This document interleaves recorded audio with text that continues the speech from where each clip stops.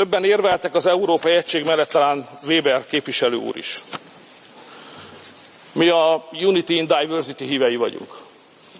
Sosem fogunk beletörődni abba, hogy az európai egység azt jelentse, hogy ők ránk parancsolnak, hogy fogjuk be a szánkat, ha valami nem tetszik. Az európai egység nem azt jelenti, hogy mindenkinek be kell fogni a száját, aki nem ért egyet a többséggel vagy a bizottság elnökasszonyával.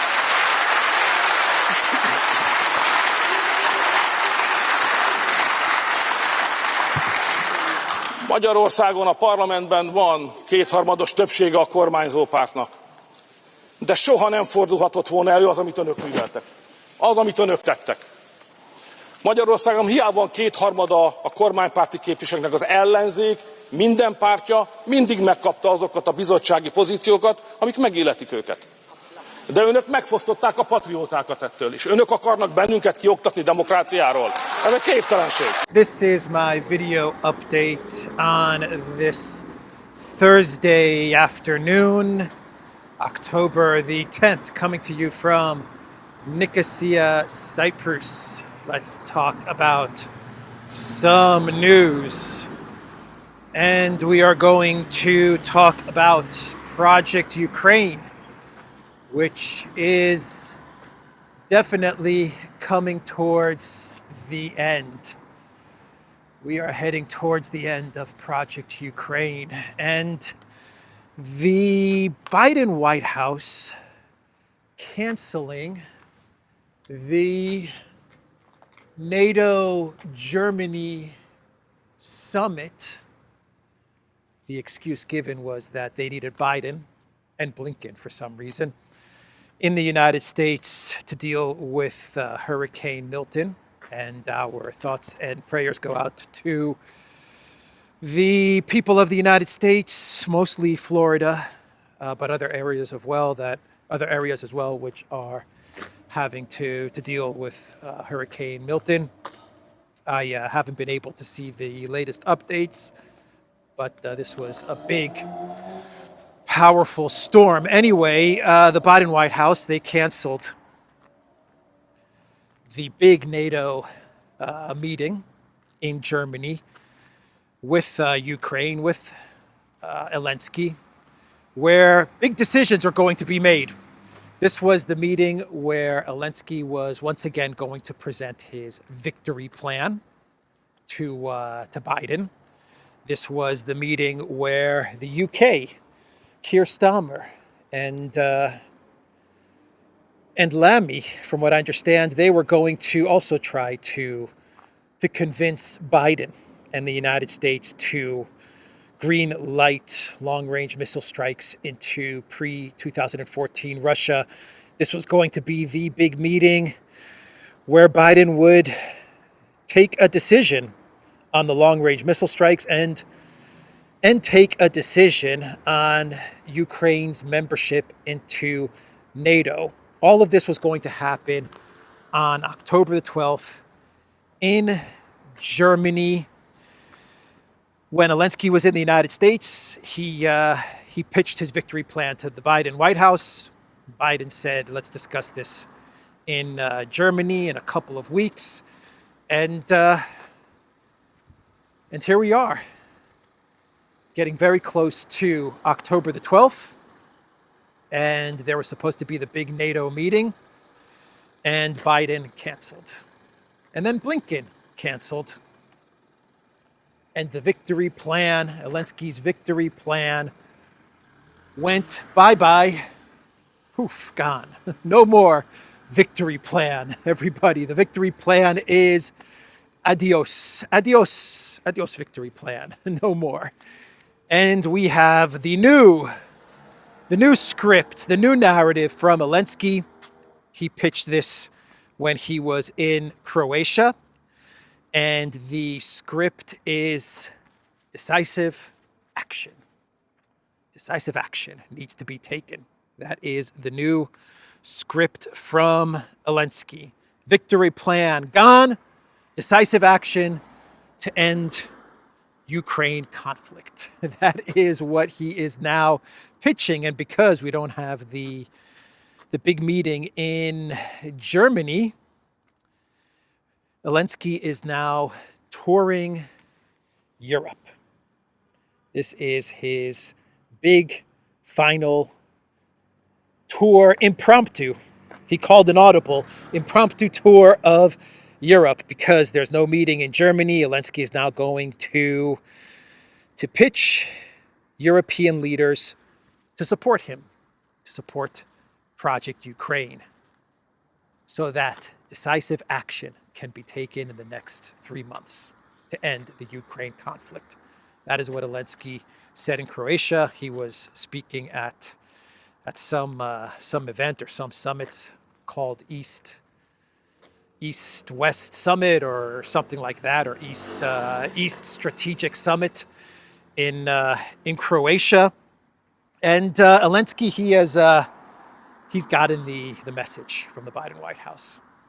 He has finally understood that the Biden White House, they are going to be dropping Project Ukraine. Not because they want to. This is my thinking on all of this. Biden is still very committed. Biden, the man, as far as his cognitive abilities allow him to, he is committed to Project Ukraine. I believe there are many neocons in the Biden White House that are committed to Project Ukraine, the escalation with Russia, trying to regime change Putin. But my thinking is that the other competing neocon faction, which is absolutely committed and obsessed with Iran, that they have won out. They have won out, and the decision has been made, and the transition is taking place where the U.S. will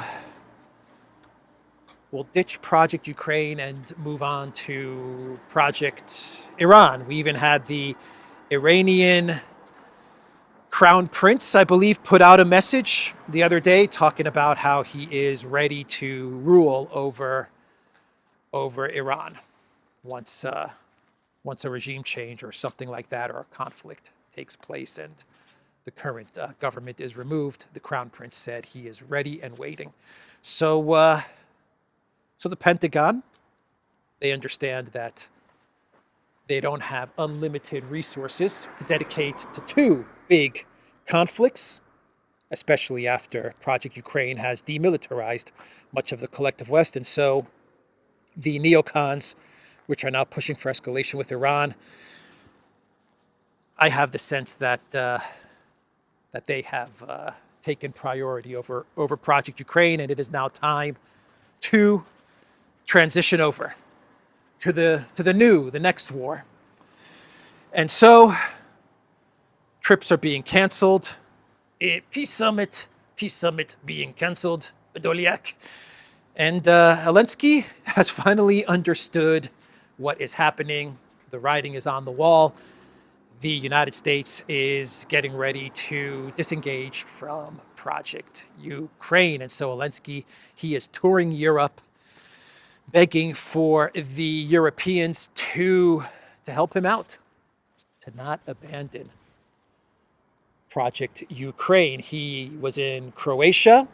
I believe his next stop is Italy, where he will be meeting with Meloni, begging Meloni to remain dedicated to the Project Ukraine cause. Boy, Meloni, she really messed up on this one, huh? She could have supported Orban, who got Project Ukraine right, perhaps the only European leader, along with Fico. They got Project Ukraine right. Meloni, she decided to side with Ursula, and she got Project Ukraine terribly wrong. She is now on the losing side. But Zelensky's going to go to Italy. He is going to beg Meloni for support. Then he's going to go to the Vatican. After Meloni, he goes to the Vatican to meet with the Pope, from what I understand. And we know that the Vatican was and is trying to get a ceasefire in Project Ukraine. And so he's going to go to the Vatican to beg for their help. And then after the Vatican, I believe he goes to Paris, I want to say, to meet with Macron. And then after Paris, he goes to Berlin to meet with the pirate pirate Schultz. And after that, reports claim that Zelensky will then go to meet Keir Starmer. So he is traveling around Europe, and he is begging for the Europeans to support him and to help him take decisive action to end the Ukraine conflict. That is what he is asking the Europeans to help him do. And what does that mean? What exactly is this new plan from Zelensky? Well, the new plan is actually outlined by Italian media, Corriere della Sera. Corriere della Sera. They have outlined what the new plan is. And let me read you from Google Translate what they are saying. He, in reference to Zelensky, first knows that he will never be able to officially renounce the occupied territories, too unpopular to say for any Ukrainian politician. However, he would be ready for a ceasefire along the current line without recognizing a new official border in exchange for some Western commitments, first security guarantees from the United States, on the model of those extended by the Americans to Japan, South Korea, and the Philippines. From Rome, Paris, and Berlin, on the other hand, Zelensky would like reassurance about a rapid entry into the European Union. So in Croatia, he was speaking at the Ukraine Southeast Europe Summit. And he said that Kiev is counting on the leadership of US President Joe Biden, as well as strong and wise steps from the UK, France, Germany, and Italy to bring security and peace to Europe. So that's it. This is the final play from Zelensky. In Croatia, he said, October, November, and December, we have a real chance to move things towards peace and lasting stability. The situation on the battlefield creates an opportunity to make this choice, the choice for decisive action to end the war, no later than in 2025. 3 months to take decisive action to end the war. According to Zelensky, the situation on the battlefield is creating an opportunity to make this choice. I'm not sure what situation he sees on the battlefield that is creating this opportunity, but at least not for Ukraine, maybe for Russia. There's an opportunity to end the war in 3 months, but from Ukraine, I'm not quite seeing it. But anyway, look, the plan is simple. It's simple for Zelensky, at least. It's not going to happen, but for Zelensky, it's getting security guarantees from the United States, from Joe Biden, which is odd because we've been led to believe that Ukraine already has 30 security guarantees already in place. Isn't that what Ukraine, what the collective West has been telling us over the past year? Ukraine has another security guarantee with the United States. Ukraine signs a security guarantee with the UK. Ukraine signs a security guarantee with Estonia, with the Netherlands, with Italy. Over the past year, I've been reporting on all the security guarantees that Ukraine has signed with countries in the collective West. So now he's talking again about security guarantees, which means that all of these security guarantees that he signed, that Ukraine signed with collective West countries over the past year, are meaningless, as we have been reporting on this channel and on the Duran. Meaningless pieces of paper, those 30 plus security guarantees that they were hyping up. But he wants a security guarantee specifically from the United States. He knows that security guarantees from all the other countries in Europe are meaningless. It's only the United States that matters. And he wants fast track into the European Union. Forget NATO. Victory plan is over, everybody. What did the victory plan consist of? The rumors, the reports were that the victory plan, though it was never officially published, the main part of his victory plan was a fast track of Ukraine into NATO. Forget about it. That is over. That is over and done with. Now Zelensky is asking for a fast track into the EU.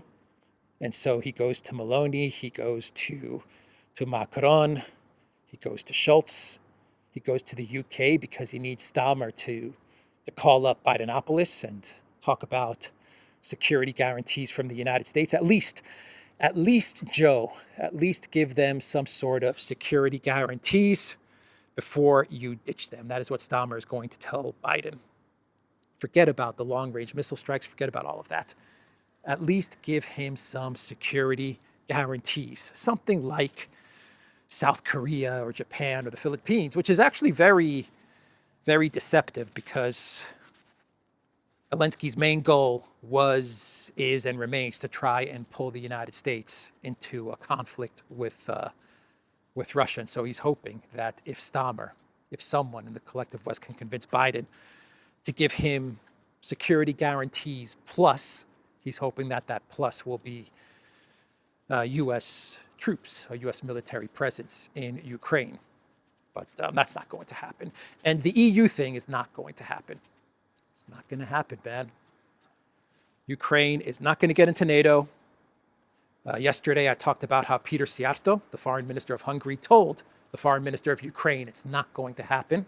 Behind closed doors, NATO members are telling me, foreign minister of Hungary, they don't want you in NATO, and the same holds true for the European Union. EU leaders, they know that Ukraine inside of the EU would be the end of the European Union. They know it. Financially, economically, they know that the EU is in no position right now to take on Ukraine. Can't be done. They know it would sink the European Union. So what he's going to get, he is going to get a bunch of promises, a bunch of assurances. They're going to string Zelensky along, and they're going to tell him, yeah, we'll talk to Ursula, we'll advocate for Ukraine's speedy entrance into the European Union. We got your back. But they're not going to give any specifics. They're not going to give any real details. And then Zelensky's going to go to the Ukraine people, and he's going to tell them that it all looks good.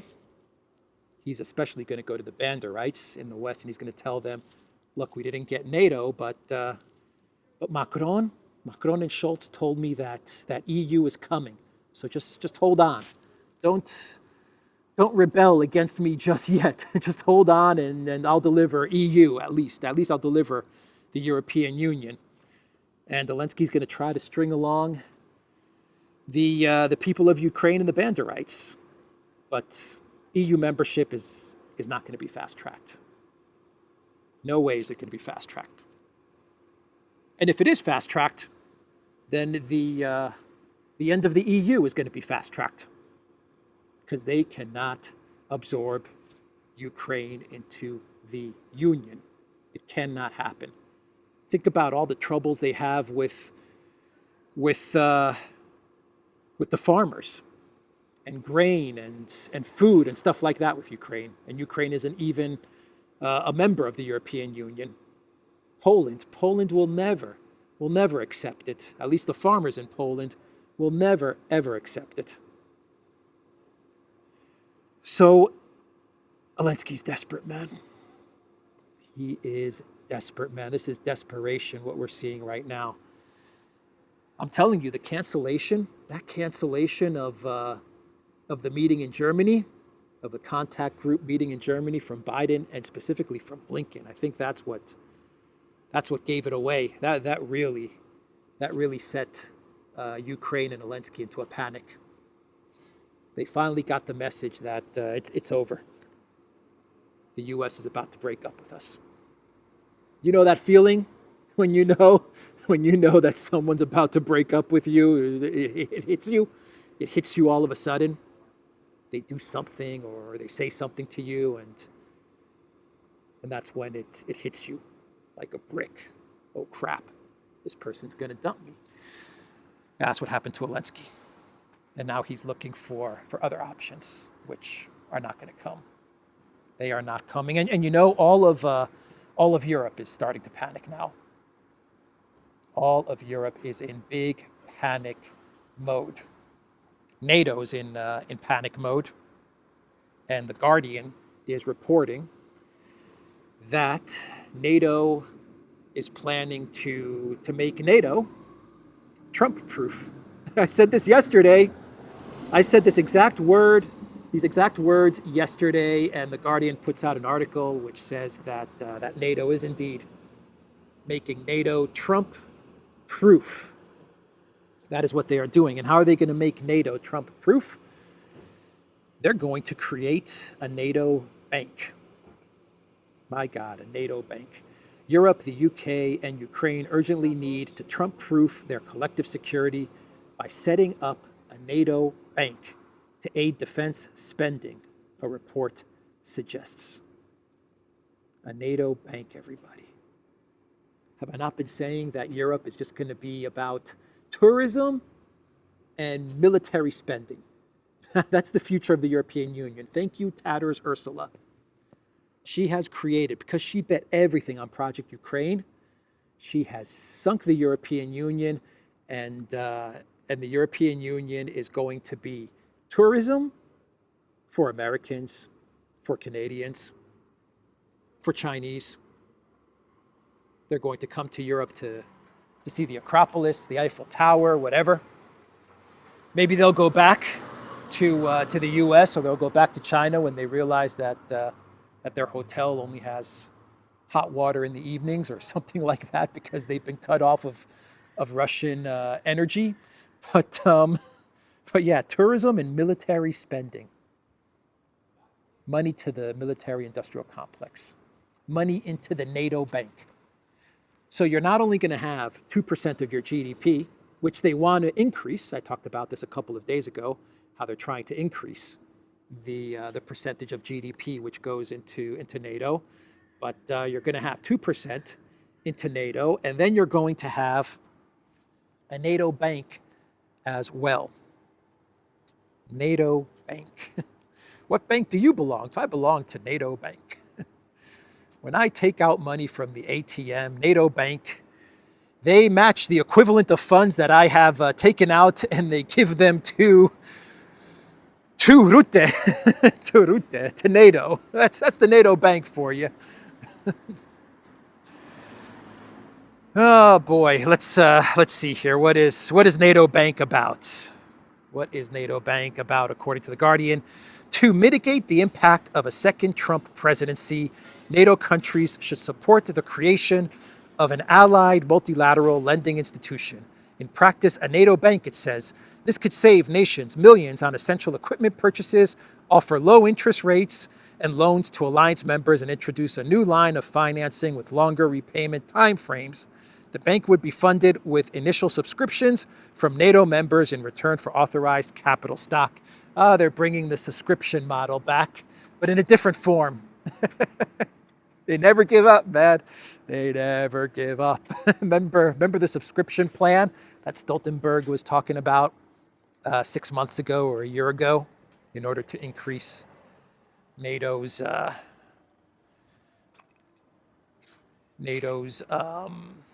monies.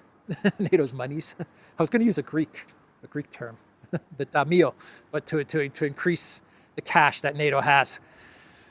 They were going to introduce subscriptions. Member states would have to pay a certain amount, a fixed amount every year, above and beyond the 2% of the GDP. And now they're switching it around, and they're saying that member states are going to pay money from subscriptions so that they can fund the NATO bank.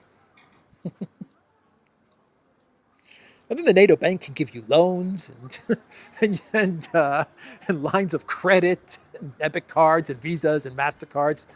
Maybe the NATO bank one day will issue the Mir card or the Union Pay card. Who knows? Oh man, NATO bank. So yeah, they're panicking. Make NATO Trump-proof, and let's set up a NATO bank. The military-industrial complex, they always win. They always win, and the kleptocrats in Brussels, they're afraid that if Trump wins, he may pull out all of the U.S. support, all of the U.S. money, really. That's what they're afraid of. That Trump is going to pull out the U.S. money or decrease the U.S. funding into NATO. And that means that their money is decreased, and the party starts coming to an end in Brussels. A party funded by America, by the United States. So NATO is in panic mode, absolutely. And the EU is they're definitely in panic mode. After all of the cancellations were announced yesterday, the EU comes out with a statement, and they say that they have approved the 35 billion euro loan to Project Ukraine. Now, this is the 35 billion loan, which is actually a part of a 50 billion loan. The 50 billion loan was going to be about half of it coming from the US, some of it coming from Canada, and then the rest, about 15 billion was going to be put in by the European Union.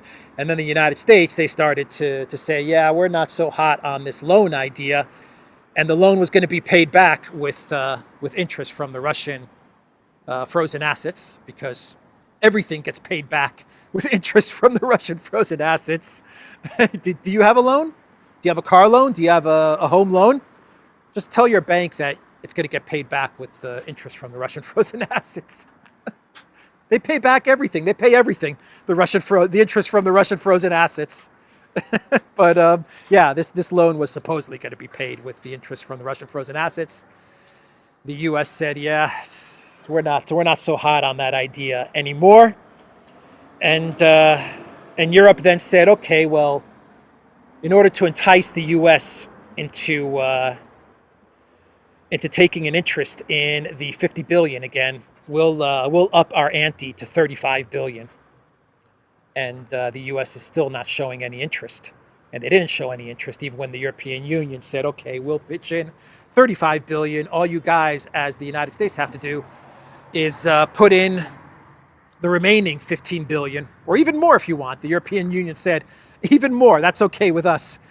And the U.S. didn't show any interest, and then it was shelved. Well, the EU announced that they've approved the 35 billion now, because they're in a panic. They are in an absolute panic, so they've approved the whole thing. It didn't need a unanimous support from the EU. It just needed a majority, so Hungary couldn't veto this. And they're now hoping that the fact that this is all approved by the European Union, that this has received the approval, they are hoping that maybe, just maybe, this will get the U.S. on board. But it's not. It's not going to happen. They're never going to get to the 50 billion mark.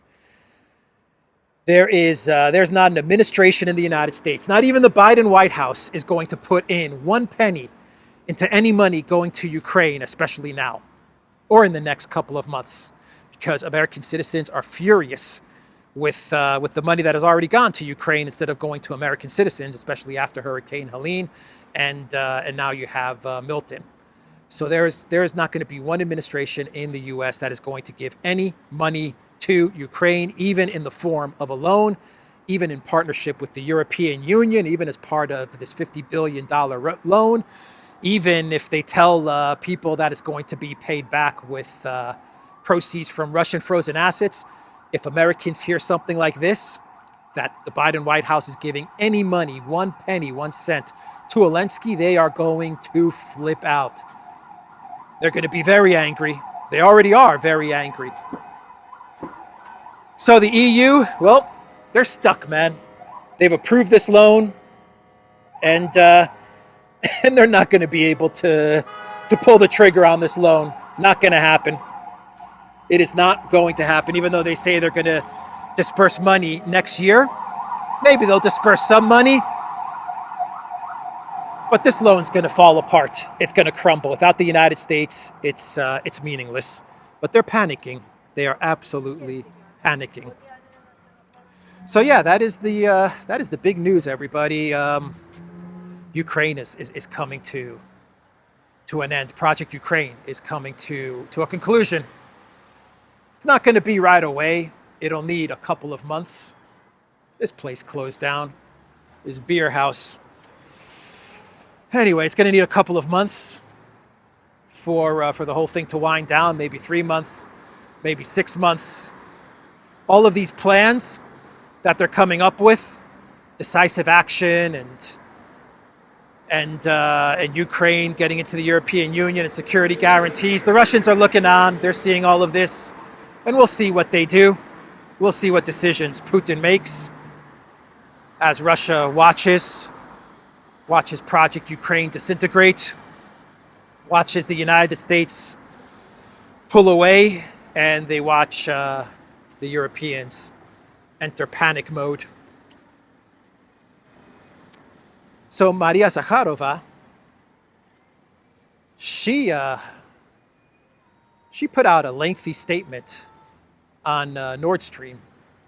I talked about Nord Stream yesterday and about the publication in Denmark, which, thank you to everyone in the comments from the video yesterday from Denmark, letting me know, letting the community know that Politiken is a very serious publication, a very big media publication. I believe it's on the left, and it's very anti-Russian, but the fact that it's on the left and it's very anti-Russian, pro-EU, I guess, pro-globalist, pro-EU, anti-Russian, the fact that that's the position of Politiken, at least this is my understanding of the publication, and it's still published this article about Nord Stream, basically saying that the U.S. Navy was in the area, doing what? We don't know what, but that's pretty incredible.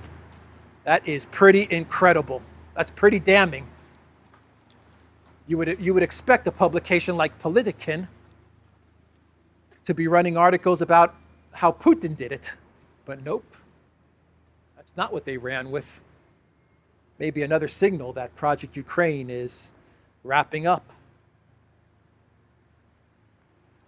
But Zakharova, she weighed in on the whole Nord Stream thing. Very lengthy post. I'm not going to read you what she had to say, but I'll summarize what she said, and that is that Russia has proof of US and UK involvement in the sabotage of Nord Stream. Now, Russia has said this before in the past, that they have proof. They've never shown anything. They've never revealed anything. But here we have Zakharova once again saying that Russia has the goods, showing that the US and the UK, she says the UK as well, had something to do with Nord Stream sabotage. If Russia has something, they should let everybody know. They should make it public. Absolutely, make it public. Because Zakharova, in her statement, she made it appear as if Russia is waiting to see what the investigations reveal, and they've been trying to work with the collective West in sharing intelligence and information on Nord Stream. I didn't quite understand why she was talking about this, how Russia's been trying to work with the collective West and waiting on what the German investigators come up with, because they're not going to cooperate with Russia, nor do they want to cooperate with Russia when it comes to figuring out what happened with Nord Stream, and they're definitely not going to rat out the US or the UK. But anyway, that's what she said in her statement. And my thinking on this is publish it. Whatever you got. I don't know what you're waiting for. Russia, you guys know better than I do. That's for sure. What do I know? Just some dude with a camera walking around places. But if you have something, make it public, man. Make it public. Come on. Let's see what you got. But then on the other side, I can see the argument being made, why should Russia make it public? Don't make it public. If you've got something good, don't say anything. Just hold on to that information, and maybe it'll be useful in future talks or negotiations or something. And if you do make it public, you know that the collective West media, all they're going to say is that this is Russian disinformation. Maybe they'll report on the story for a day, and then they're just going to memory hole it, and they won't report on it again. And they'll say that anyone that repeats these statements or these claims from Russia about the US or the UK involvement in Nord Stream, they're Putin trolls, and we're going to deplatform them or debank them or something. You know, they'll do something like that. So I could see an argument like that being made as to why not to publish the information that you have on Nord Stream. What good will it really do to convince people in the collective West? It's not. It's not. So anyway, that was Maria Zakharova weighing in on all the Nord Stream stuff. So I think that's it for the news. And it's time for some Clown Worlds. What do we got? What do we got for Clown World? Stoltenberg has a new job. That was quick. He is going to be the leader of the Munich Security Conference. That's going to be his new gig. He has taken over the Munich Security Conference, the very security conference that many people could argue kickstarted the conflict in Ukraine. That was the conference in 2022 where Zelensky was running around talking about getting nukes and stuff like that, and getting into NATO, and that made the decision for Russia. We can't negotiate with these guys after the Munich debacle. So that is Stoltenberg's new gig. Anyway, this video has been long. The Duran.locals.com. We are on Rumble, ODYSEE, BitChute, Telegram, Rockfin, and Twitter X, and go to the Duran shop, pick up some merch like the t-shirt I'm wearing today in this video. Take care.